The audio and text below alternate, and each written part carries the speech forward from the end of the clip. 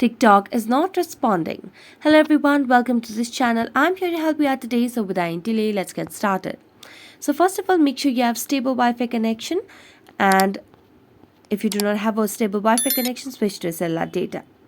Next, launch the Play Store application and search for TikTok just to make sure you have an updated version of the TikTok application. As you can see over here, there is no option of update, which means we have the latest version. So we're going to just go back.